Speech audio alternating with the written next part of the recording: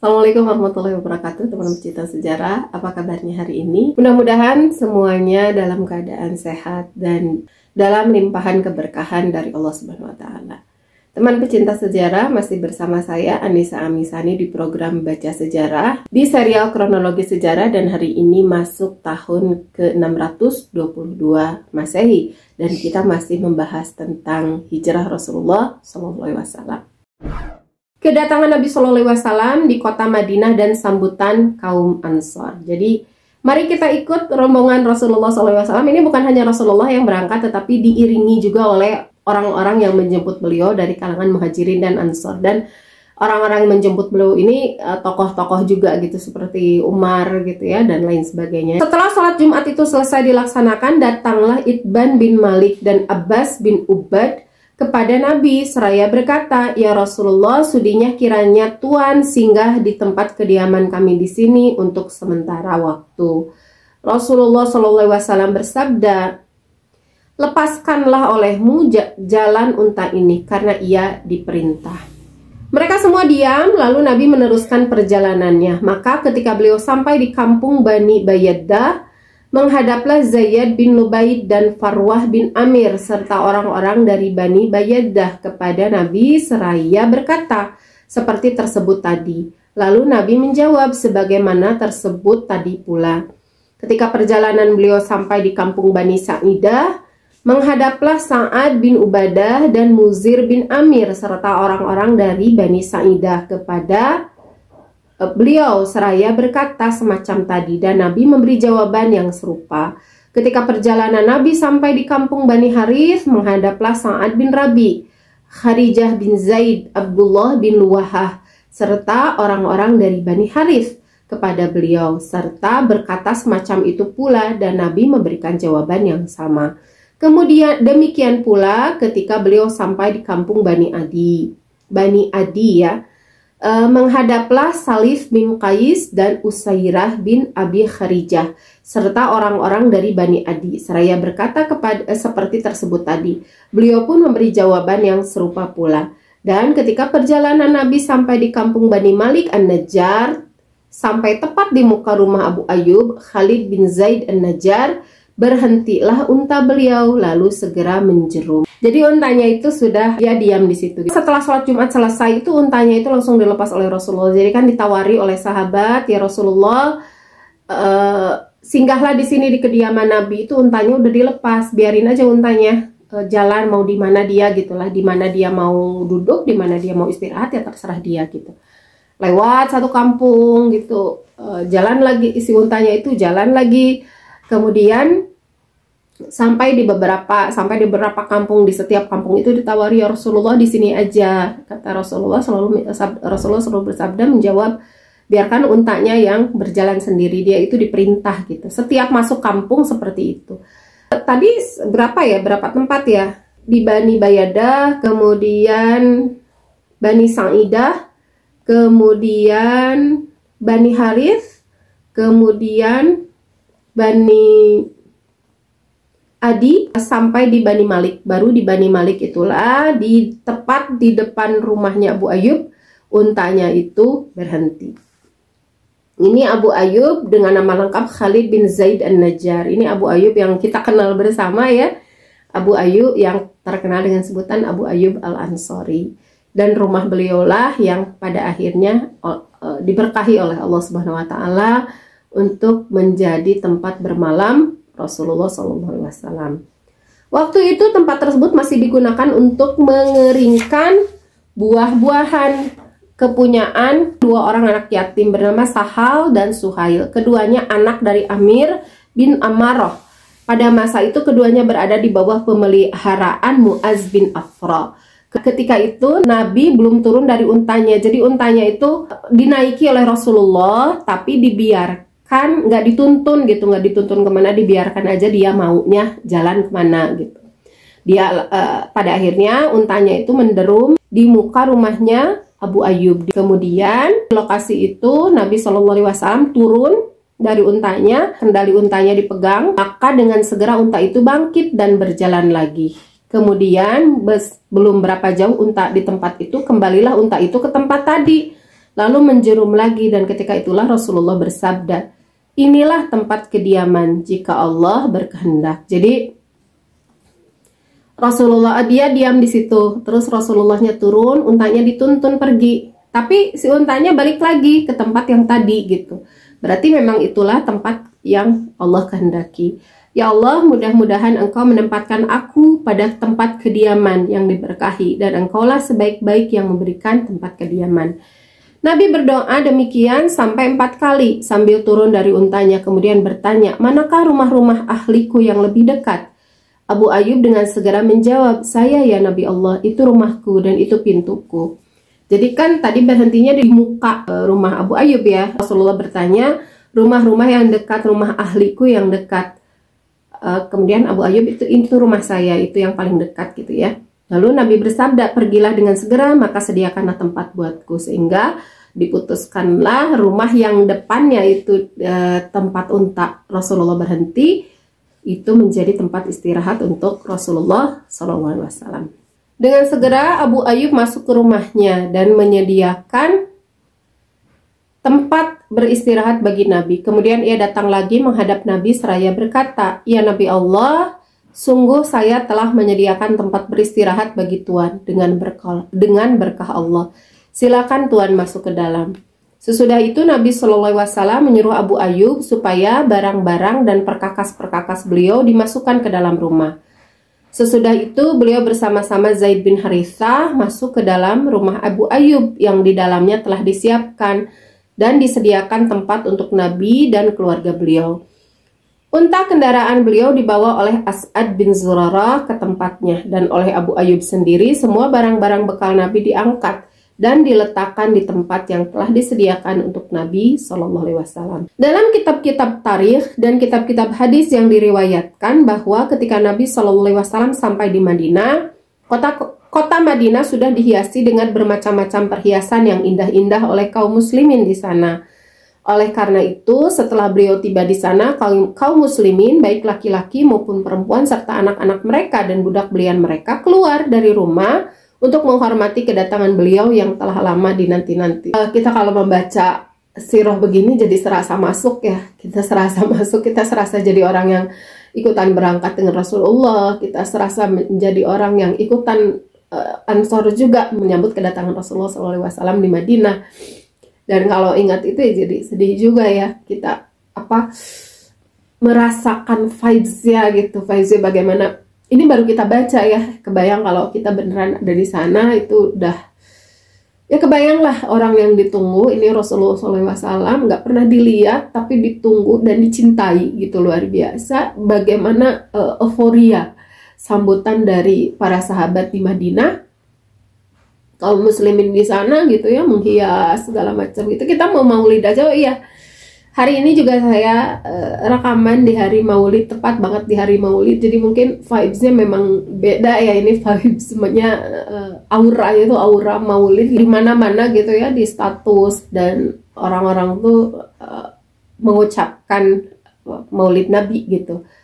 Mengingat tentang kelahiran Nabi. Jadi ya auranya mungkin berbeda. Jadinya ya tambah sedih sih kalau baca tentang sirah ya, tentang kedatangan beliau ke Madinah. Jadi bagaimana sambutan kaum muslimin pada saat itu, pada keluar gitu ketika kabar bahwa Rasulullah tiba itu pada keluar untuk menyambut beliau, untuk menyambut Rasulullah SAW. Jadi bukan keluar untuk melihat keramaian sebagaimana anak-anak kita sekarang keluar melihat keramaian gitu ya, tapi ini memang keluar dari rasa cinta bahwa ingin menyambut Rasulullah SAW. Anak-anak lelaki dan budak-budak lelaki keluar dari rumah mereka, lalu beramai-ramai berbaris di jalan depan seraya berkata, telah datang Muhammad, telah datang Rasulullah. Sedih. Ya Muhammad, ya Rasulullah. Perkataan itu diucapkan bersama-sama dan berulang-ulang. Kaum muslimin yang mengiringi Nabi setelah sampai di Madinah berkata juga bersama-sama, telah datang Nabi Allah. Telah datang Nabi Allah, telah datang Nabi Allah, berulang-ulang seperti itu. Perkataan itu diucapkan berulang-ulang dengan suara yang keras, lalu disambut oleh kaum muslimin di Madinah dengan ucapan yang sama. Adapun anak-anak perempuan waktu itu naik ke atas rumah mereka masing-masing sambil bersama-sama membaca syair. Kita anak-anak perempuan dari keturunan Najjar, hai orang yang cinta bertetangga. Kita anak-anak perempuan dari keturunan Najjar, hai orang-orang yang cinta bertetangga dengan Nabi Muhammad. Mendengar suara demikian, Nabi SAW bertanya, apakah kamu sekalian cinta kepadaku? Mereka menjawab bersama-sama, ya sudah barang tentu ya Rasulullah. Nabi menyahut, Allah mengetahui bahwa hatiku cinta kepada kamu sekalian. Sebagian dari orang-orang perempuan saat itu juga berpantun sambil memukul rebana. Ini yang sampai sekarang masih dilantunkan ya oleh kaum muslimin, dan rasa-rasanya hampir semua kaum muslimin hafal dengan salawat ini ya. Di kemudian hari, puisi ini, lantunan ini, nasyid ini dinamai dengan salawat Badar. Al badru alaina, telah terbit bulan purnama atas kita, min thaniyatil wada, dari kampung thaniyatil wada. Wajib syukru alaina, atas kita wajib berterima kasih. Ma da'a lillahida, karena yang berseru kepada Allah telah berseru.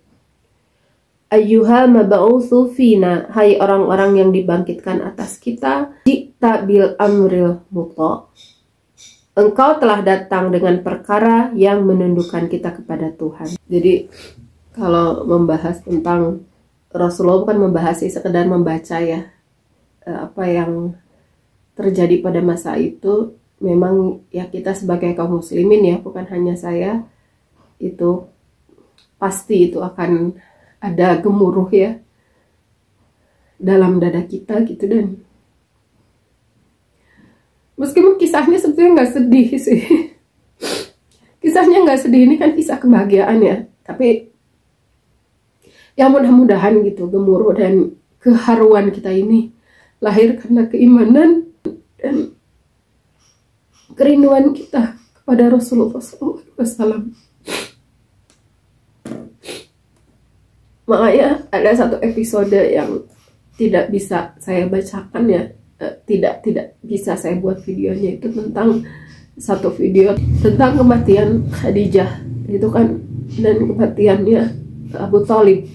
Itu kan sesuatu yang membuat Rasulullah SAW itu bersedih ya, bersedih, sehingga ya nggak akan bisa membacakan, nggak akan bisa menjelaskan gitu, karena yang nggak akan tamat.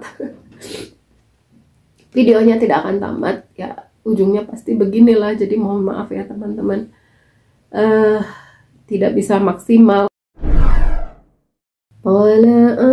Badru alaina min thaniyatil wada' wajaba syukru alaina mada'a lillahi da' ayyuhal mab'utsu fina ji'ta bil amril muta', dan seterusnya ya.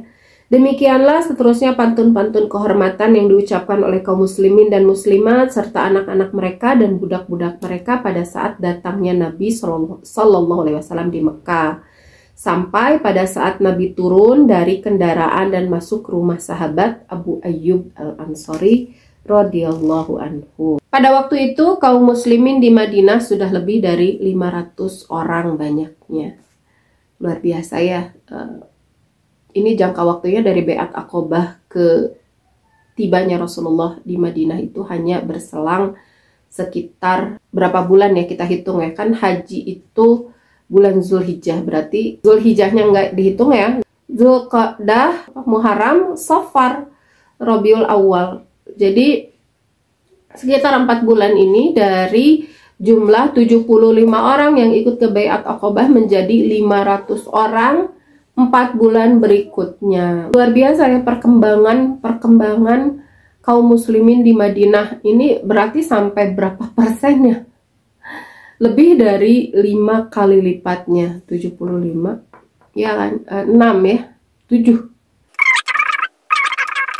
Sekitar 7 kali lipat kan 500-an, itu berarti 500 lebih ya. 500-an orang itu 500 lebih, berarti sekitar 7 kali lipat dari jumlah yang ikut ke Bai'at Aqobah. Luar biasa ya dakwah Mus'ab bin Umair itu, Masya Allah.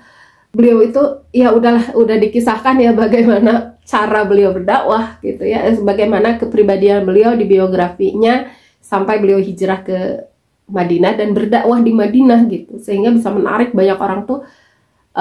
Apa saja sih karakter beliau membuat orang menarik gitu dakwah beliau.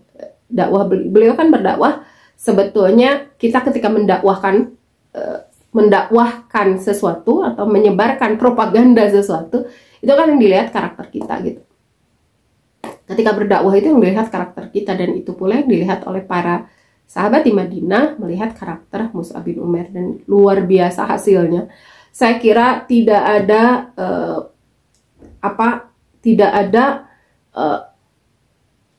yang mencatatkan rekor menyebarkan pemikiran, menyebarkan dakwah ya, melebihi Mus'ab bin Umair. Masya Allah. Selanjutnya, Nabi SAW bertempat tinggal di rumah Abu Ayyub Al-Ansari radhiyallahu anhu, halaman 167.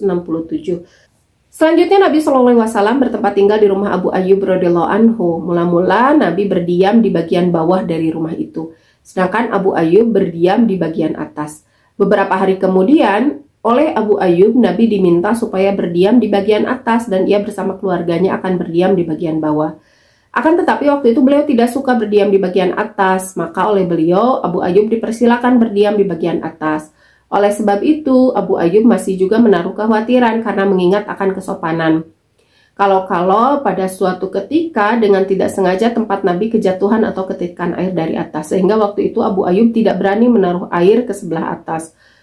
Oleh sebab itu tidak henti-hentinya Abu Ayyub meminta kepada Nabi supaya beliau suka pindah ke sebelah atas, sehingga akhirnya beliau pindah juga ke sebelah atas dan Abu Ayyub pindah ke bawah. Abu Ayyub, Sa'ad bin Ubadah, As'ad bin Zurarah dan yang lainnya mengirim makanan sehari-hari untuk Nabi SAW secukupnya. Abu Ayyub dan istrinya ketika selesai memasak makanan sehari-hari pada tiap pagi dan petang, terlebih dahulu menyajikannya kepada Nabi. Selebihnya baru diambilnya dan dimakan bersama keluarganya. Diriwayatkan pada suatu hari Ummu Ayyub memasak makanan yang bercampur bawang. Maka setelah makanan itu selesai dimasak, sebagaimana biasa, sebelum dimakan oleh keluarganya disajikan terlebih dahulu kepada Nabi. Oleh karena makanan itu berbau bawang, tidak dimakan oleh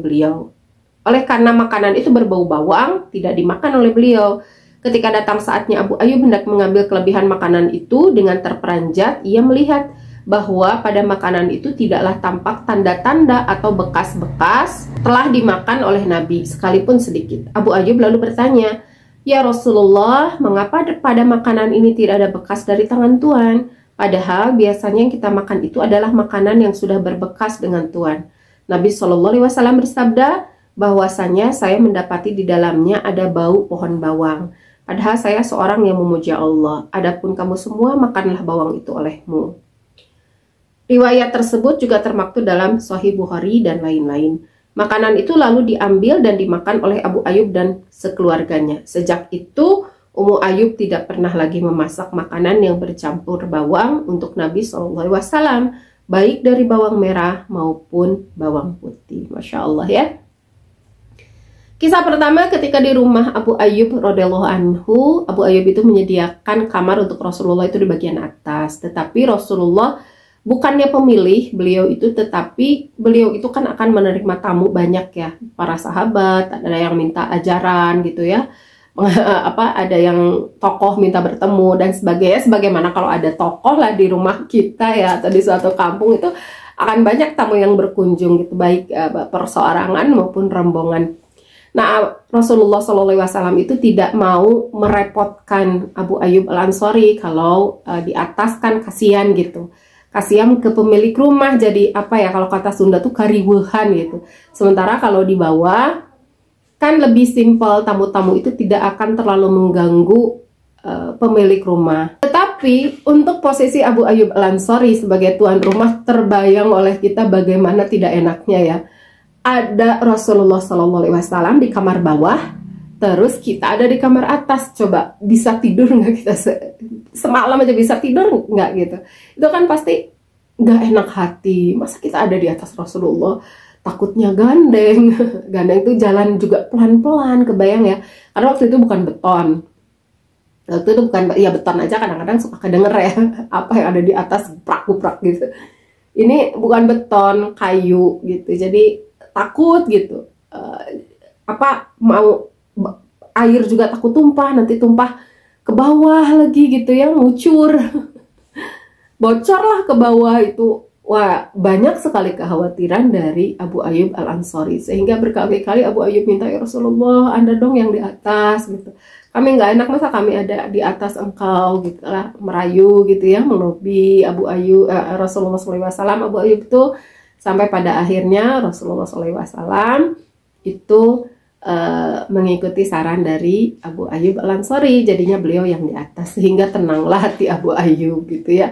Jadi dua-duanya, baik tamu dan tuan rumah, tamunya tidak mau merepotkan yang punya rumah juga ingin menghormati tamu yang sangat mulia gitu ya, tamu yang luar biasa yang mereka cintai itu ingin memuliakan lah, jangan sampai merusak kecintaan mereka karena sifat yang penerimaan mereka yang kurang sopan gitu. Sehingga pada akhirnya karena dasar saling memahami juga, akhirnya Rasulullah yang di atas berkenan gitu ya.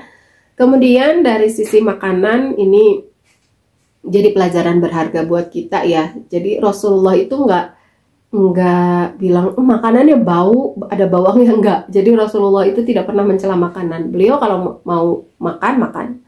Dan kalau tidak ya udah gitu, tidak dimakan gitu. Bukan berarti tidak enak, apalagi sampai dicela gitu.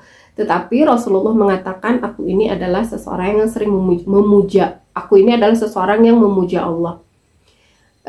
Kalimat-kalimat yang keluar dari Rasulullah adalah kalimat-kalimat yang diperintahkan oleh Allah, yang sesuai dengan ajaran Allah. Nah, karena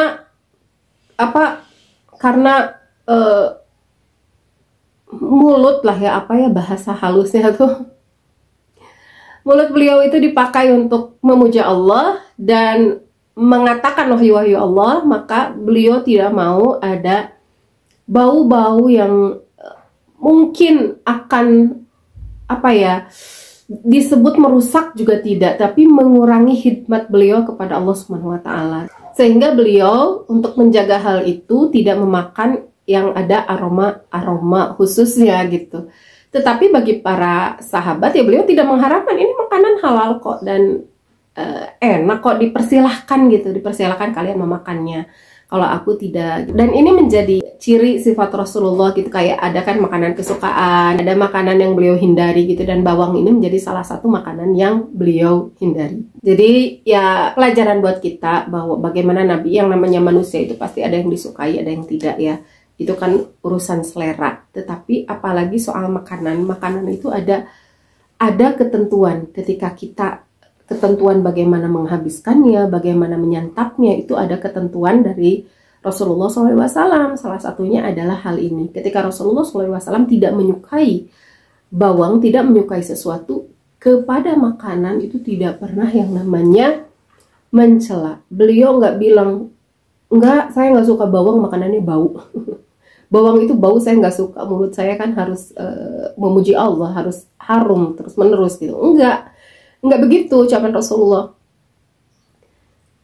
Ucapan Rasulullah sangat halus. Jadi ini syariat buat kita, bahwa ketika kita tidak menyukai sesuatu, itu jangan dimakan.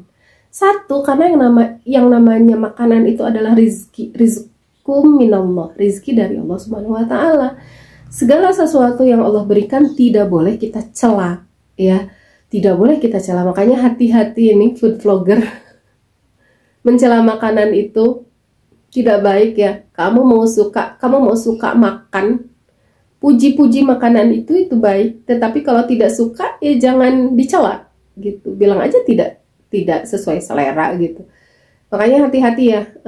Kita juga sama ketika, makanya saya suka menghindari kalau suami tanya gitu ya, makanannya enak nggak? Saya bingung jawab ketika saya tidak cocok dengan makanan itu gitu. Saya selalu menjawab ya enak, enak aja gitu, meskipun makanan itu tidak habis. Nggak enak ya, misalnya lagi makan di mana gitu ya, makanannya tidak enak ya, saya selalu menjawab daripada tidak enak, saya jawab ya tidak cocok gitu, bukan tidak enak. Masalah enak itu kan selera ya, selera seseorang. Ada orang yang suka manis, ada orang yang suka asin, ada orang yang rasanya lebih harus banyak micin gitu dan sebagainya, itu kan masalah selera. Ada orang yang suka masakan yang seger-seger, kayak soto, sop gitu ya. Ada orang yang sukanya masakan yang gurih-gurih, itu kan masalah selera. Rasa itu masalah selera. Jadi saya tidak pernah bilang, oh saya nggak enak makanannya terlalu apa. Saya nggak pernah bilang gitu. Ketika ditanya, makannya di situ ya, misalnya suatu saat makan di tempat makanan yang saya tidak cocok lidah saya, suami ngajak lagi ke situ, jangan di situlah, saya tidak cocok gitu. Lebih baik di tempat lain gitu. Jangan mencela makanannya gitu. Ini masalah kecocokan aja gitu. Lebih bukan karena makanan yang tidak enak, masakan chefnya yang tidak enak, bukan gitu ya. Jadi hati-hati ya kita ya terhadap makanan ini, karena kalau kita mencela makanan berarti kita mencela rizki dari Allah Subhanahu wa Ta'ala, dan ini dijadikan akhlak. Ini akhlak kita terhadap makanan. Makanan itu harus disyukuri, bukan untuk dicela-cela. Itu kan tanda tidak bersyukur ya. Ketika kita mencela sesuatu, kita berarti sedang tidak bersyukur terhadap hal itu, dan itu bagi kita kaum muslimin artinya tidak berakhlak. Itu ya teman-teman semua, ini pelajaran berharga yang harus kita ingat ya, ajaran dari Rasulullah SAW. Jangankan kepada orang, beliau itu kepada makanan aja tidak pernah mencela, apalagi kepada orang. Itu saja teman-teman untuk hari ini. Terima kasih sudah membersamai saya belajar tarikh Muhammad Rasulullah SAW, belajar kronologi sejarah tahun 622 Masehi. Insya Allah kita lanjut di video berikutnya dengan peristiwa terakhir, peristiwa ke-6 ya, yang terjadi di tahun 622 Masehi yang datang dari dunia Islam, yaitu mendirikan Masjid Nabawi di Madinah. Terima kasih sudah menyimak dan mohon maaf atas segala kesalahan. Jangan lupa like, comment, subscribe, dan share. Terima kasih. Assalamualaikum warahmatullahi wabarakatuh.